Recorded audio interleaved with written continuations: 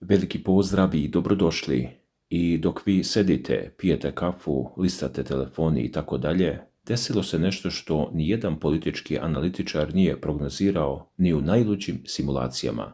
Čovjek koga je Kremlj godinama nazivao nelegitimnim, čovjek kome su rekli dođi u Moskvu ako hoćeš da razgovaraš, taj isti čovjek je sad uradio nešto što ruska diplomatija nije vidjela od početka ovog veka. Napisao je pismo, otvoreno pismo, i poslao ga direktno čovjeku kome se po svim pravilima igre ne piše tako. Prema rečima samog Volodimira Zelenskog, ovo nije još jedna diplomatska nota, ovo nije saopštenje za javnost, ovo je, kako on kaže, direktan poziv u oči, licem u licem, bez posrednika. Bez prevodilaca, bez onih dosadnih tehničkih grupa koje su, kako tvrdi, pojele godine pregovora bez jednog konkretnog rezultata. I onda, usred toga, dolazi najčudniji deo, jer Zelenski ne samo da ne beži od činjenice da je Amerika sad okrenuta prema Iranu, on to direktno kaže. Kaže, nećemo čekati da se svijet ponovo seti Evrope. Kaže, hajde nas dvojica da rešimo ovo, a to, drugari moji, jeste potez koji lomi šablon. Hajde da postavimo pozornicu. Prema izveštajima koji su izašli u isto vrijeme kad je ovo pismo, situacija na terenu je blago rečeno haotična. Ukrajinski dronovi su, kako piše u nekoliko navoda, pogodili naftni terminal u Sankt Peterburgu, ne negdje na periferiji, negdje u gradu koji Putin smatra svojim vizit kartom, i to baš u trenutku kada se tamo otvarao njegov godišnji ekonomski forum, onaj koji zovu ruski Davos. Prema rečima samog Putina koji je govorio na tom forumu, on priznaje da su neki dronovi, nažalost, probili. To su njegove reči i to je ogromna stvar, jer Putin retko kad priznaje bilo kakav uspjeh ukrajinske strane, a sada kaže probili su, i onda dodaje moramo da poboljšamo PVO i to ćemo uraditi, ali ovdje nije kraj. Putin je također, kako prenosi Guardian, rekao nešto što je možda i važnije od priznanja o dronovima. Rekao je da je Rusija otvorena za kompromis, ali ne bilo kakav kompromis, onaj koji je dogovoren na samitu u Anchorageu sa Donaldom Trumpom, i da Ukrajina treba da prihvati te uslove. E sad, ovdje ulazimo u sivu zonu, jer niko tačno ne zna šta je tačno dogovoreno u Anchorageu. Prema pojedinim navodima radilo se o zamrzavanju linije fronta. Prema drugim navodima bilo je reči o tome da Ukrajina ne ulazi u NATO najmanje 10 godina, ali ono što je sigurno, Trump je izašao iz tog sastanka i rekao da su obe strane napravile ustupke, a sada kaže isto, napravit će kompromis. Ja sam te kompromise predložio. Dalje, Trump je, kako prenosi Guardian, iz ovalnog kabineta rekao nešto što zvuči kao podrška, ali sa začkoljicom. Rekao je, odlično bi bilo da se sretnu. Mislim da smo mi imali mnogo sa tim. Obratite pažnju na to mi. A koji to mi? Trump je prema sopstvenim rečima predložio kompromise i kaže, znate, imali smo mnogo s tim. Šta to znači? Prema pojedinim izvorima, Trumpova administracija već mjesecima u pozadini terala obe strane da smanje apetite. Ukrajini je rečeno, nećete dobiti sve teritorije nazad. Rusiji je rečeno, nećete dobiti cijelu Ukrajinu. I svima je rečeno, bolje da završite dok još možete, da birate između lošeg i još goreg.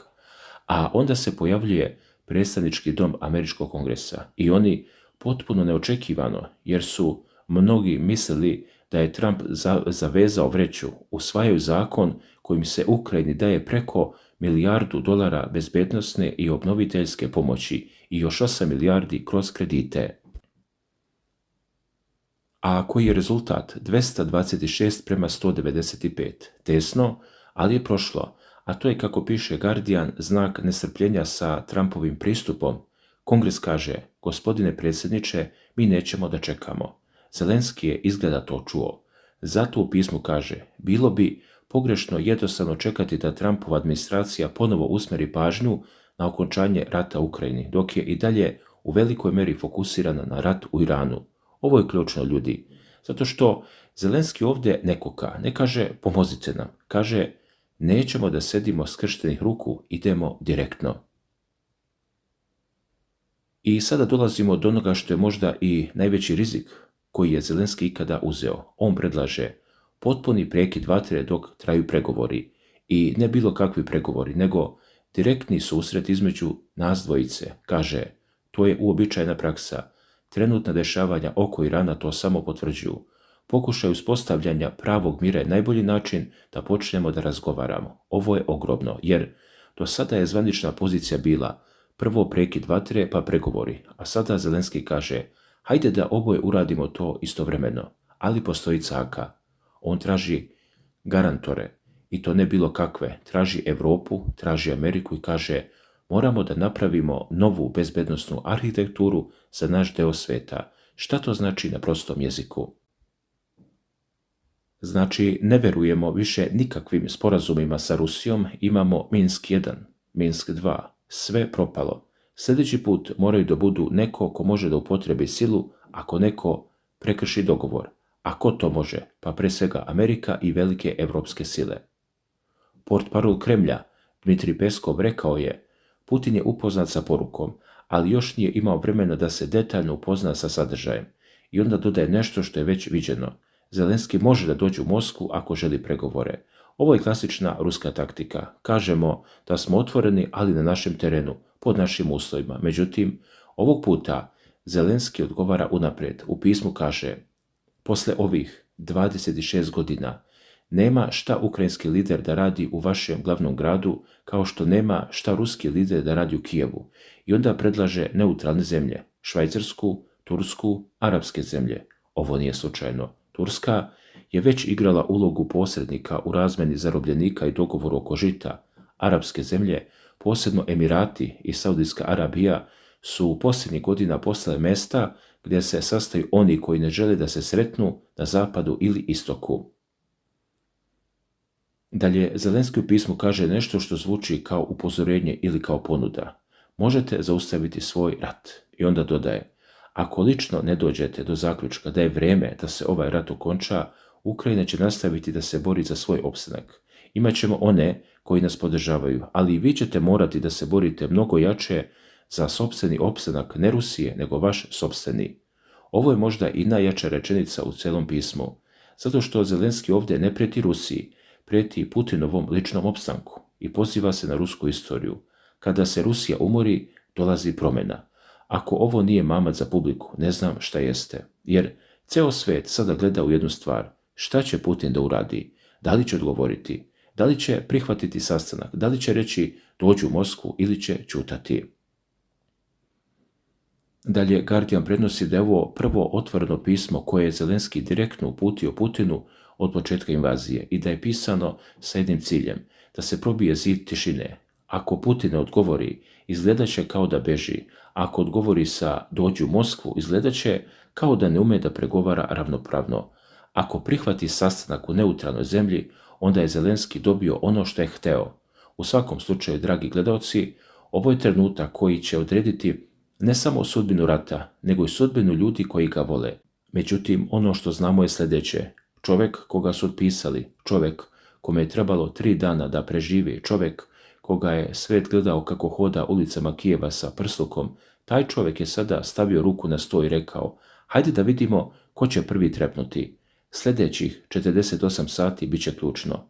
Da li će Moskva odgovoriti? Da li će Trump dodatno pritisnuti? Da li će Europa konačno dobiti mesto za stolom? Jedno je sigurno. Ovo više nije rat koji se vodi samo na bojnom polju. Ovo je rat pisama, poruka, tenzija i posljednjih poteza. I mi ćemo svaki od njih analizirati ovdje dok se budu dešavali. A sada, dragi gledaoci, slijedi možda i najjači deo cele priče. Guardian prenosi jedan detalj koji je lako prevideti, ali koji menja cijelu sliku. Zelenski u pismu kaže da je ukrajinska obaveštena služba vidjela ruske planove da se rat produži do 2027. i 2028. godine. I ne samo to, on kaže da Rusija sve više računa na balističke rakete, zato što, kako tvrdi, njihova kopnena ofanziva nije postigla ono što su planirali. A šta to znači na terenu? To znači da Kremlj menja strategiju. Ne pokušavaju više da pregaze Ukrajinu tenkovima i pešadijom. To su pokušali 2022. i 2023. i nije uspjelo. Sada pokušavaju da je jednostavno sravne sa zemljom, raketama iz vazduha sa daljine. Prema riječima Zelenskog, oni žele da balističke rakete postignu ono što sve ostalo nije uspjelo, a to, drugari moji, nije rat, to je razaranje. I ovdje dolazimo do još jedne stvari koju je Zelenski izneo, a koja je prošla ispod radara većine analitičara. On kaže, Rusija želi da Belorusiju uvuče dublje u rat i ne samo to, pokušava da destabilizuje situaciju oko Pridnestrovlja. Objasnit ću vam o čemu se radi za one koji nisu pratili. Pridnestrovlje je mali region u Moldaviji, nije veliki, možda 500.000 ljudi, ali ima jednu ogromnu stvar. Tamo je stacionirana ruska vojna baza i ta baza postoji još od sovjetskih vremena. Zvanično to su mirovnjaci, nezvanično to je ruska pesnica na teritoriji bivšeg sovjetskog regiona koji nije pod kontrolom Kišinjeva. Ako Rusija tamo pokrene nešto, ako podigne tenzije, ako kaže mi branimo rusko stanovništvo, onda Moldavija postaje nova tačka zapaljenja, a Moldavija nije članica NATO-a, nema vojsku kakvu ima Ukrajina, bila bi to katastrofa. I zato Zelenski kaže, mi to vidimo i spremamo se. A šta je sa Severnom Korejom? Zelenski u pismu iznosi jednu stvar koja je za mnoge bila šok. Kaže, vratili ste se na teritoriju rat i ne biste se mogli nositi sa tim bez pomoći Severne Koreje. Ovo nije prvi put da se priča o severnokorejskoj pomoći Rusiji. Još prošle godine američki zvaničnici su izveštavali da Severna Koreja šalje Rusiji artiljerijske granate, možda i rakete, možda čak i ljude, ali to nikada nije potvrđeno. Ali ono što je ovdje zanimljivo nije sama pomoć. Zanimljivo je to što Zelenski to naglas kaže, zato što time stavlja Putina u nezgodan položaj. Prvi put u istoriji moderne Rusije on kaže, neko iz Moskve traži pomoć od Pjongjanga, ne obrnuto, ne Severna Koreja od Rusije, nego Rusija od Severne Koreje. To je ogromna promjena statusa i Zelenski to koriste kao argument. Vidiš koliko si oslabio. Nekada si ti drugima delio oružje, sada ti primaš od režima koji je izolovan decenijama. Dalje, i onda udara još jednom, kaže, danas ste potpuno zavisni od Kine i to, kako tvrdi, prvi put u istoriji Rusije. Ovo je veoma osjetljiva tema, zato što je zvaničan stav Moskve da su odnosi sa Kinom strateško partnerstvo, a ne zavisnost. Ali svi koji prate ekonomiju znaju da je Rusija nakon uvođenja sankcija postala veoma zavisna od kineskog uvoza, tehnologija, delovi za vojnu industriju, čak i neke sirovine. Kina je postala najveći trgovinski partner. Zelenski to kaže direktno u lice. Zavisiš od Kine. Prvi put u ruskoj istoriji. Pre 3 nisi zavisio ni od koga, a to, ljudi moji, nije samo uvreda. To je činjenično stanje koje Kreml ne može da pobije. Može da ga uvija, može da kaže mi smo nezavisni, ali brojevi ne lažu. A gdje je gorivo? Zelenski pominje i nešto što obični ljudi u Rusiji osjećaju svaki dan, nestašicu goriva. Ovo nije sporedna stvar. Ovo je udar na svakodnevni život. Kada nestane benzina, ne mogu kamioni da voze, ne mogu namirnice da stignu do prodavnice, ljudi ne mogu na posao. Prema pojedinim izvještajima, Rusija je zbog sankcija i zbog toga što deo naftne industrije koristi za rat, morala da uvede restrikcije na izvoz goriva i onda na to dodajte ukrajinske napade na rafinerije duboko u ruskoj teritoriji, ne samo na granici, nego duboko. Dronovi su, kako i sam Putin priznao, stigli do Sankt Peterburga, a to je više od 1000 km od ukrajinske granice.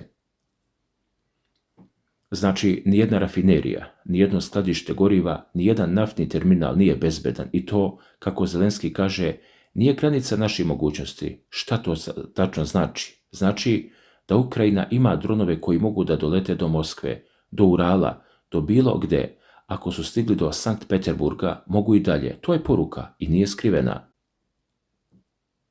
Također, govoreći na forumu u Sankt Peterburgu, Putin je rekao još nešto što je privuklo veliku pažnju. Rekao je, Rusija ima sisteme PVO, moramo ga poboljšati, ojačati i to ćemo učiniti. Obratite pažnju na reč poboljšati. To nije imamo najbolji sistem na svetu, to nije niko nas ne može pogoditi, to je priznanje. Nešto nije u redu. Probili su nas i moramo da popravimo. A u Putinovom svetu priznanje Bilo kakvog nedostatka je retkost. Obično kaže sve je pod kontrolom. Neprijatelj trpi ogromne gubitke. Mi napredujemo. Ovdje kaže moramo da popravimo PVO. To je signal i ne samo vojsci, to je signal i unutrašnjoj javnosti da, desilo se, ali radimo na tome. Vratimo se na trenutak na Ameriku. Dok ovo pričamo, Trump sedi u ovalnom kabinetu i igra na 3 nivoa. Prvi nivo, javni. On kaže, super bi bilo da se sretnu. Ja sam im pomogao. Ja sam predložio kompromise. Drugi nivo, Kongres. Kongres mu je rekao, mi ne čekamo. I usvojili su zakon od $1 milijardu pomoći Ukrajini. To je Trumpu direktna poruka. Iako je on predsjednik, Kongres ima svoju politiku i Kongres kaže, dajemo novac. Treći nivo, iza zatvorenih vrata. Šta se tu pregovara? Zelenski u pismu kaže, čuli smo da su vam na Aljasci obećanje neke stvari, ali kako kaže, ukrajinska i evropska pitanja se ne rešavaju u Anchorageu. Ovo je direktan udar na Trumpovu diplomatiju. Zelenski poručuje, ne možete vi bez nas i bez Evropljana da odlučujete o našoj sudbini. Bili ste na Aljasci, dogovorili ste se sa Putinom nešto, ali to nije kraj priče. Zelenski u pismu kaže i ovo, Evropa da bude deo procesa. Ovo je važno, ljudi, jer u posljednjih nekoliko mjeseci Evropa je često bila na marginama. Trump pregovara sa Putinom, Kina se nudi kao posrednik, Turska igra svoju ulogu, a Evropa daje pare, daje oružje, prima izbjeglice, ali često nema mjesto za pregovaračkim stolom. Zelenski to kaže, ne može tako. Vi, koji ste najviše pogođeni ovim ratom, vi, koji ste primili najviše ljudi, vi, koji ste dali najviše pomoći, morate da budete tu. I onda kaže nešto zanimljivo, citiram, oni koji zaista imaju kapacitet da utiču na situaciju. Ko su oni? Verovatno Njemačka, Francuska, Velika Britanija, možda Poljska, možda i neke druge zemlje koje su pokazale da mogu da isporuče oružje i da pomognu, ali ne i one koje su, kako Zelenski kaže u drugom delu pisma, onom o Orbanu pomagale Rusiji, jer pominje Orbanovu sramotu. Kaže, oni koji pomažu Rusiji završavaju u sramoti. To je direktno upozorenje svima koji još razmišljaju da li da se okrenu ka Moskvi. Zelenski predlaže nešto konkretno. Ne samo sastanak, ne samo prekid vatre, nego i razmenu zarobljenika, svi za sve. A šta to znači? Znači da svaki ruski vojnik koji je u ukrajinskom zarobljeništvu bude zamenjen za svog ukrajinskog vojnika u ruskom zarobljeništvu. Bez izuzetka, bez nećemo ovog, hoćemo onog, svi.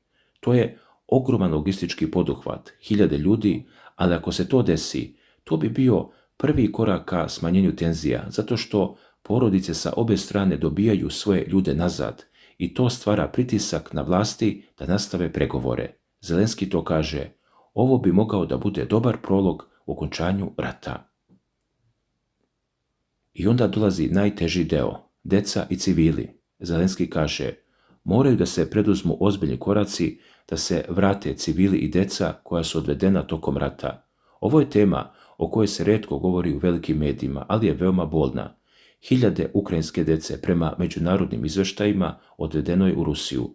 Za sada bez dodatne nezavisne potvrde o tačnom broju, ali različite organizacije navode različite cifre. Zvanična Moskva kaže da su to deca koja su evakuisana iz ratne zone. Ukrajina kaže to je deportacija.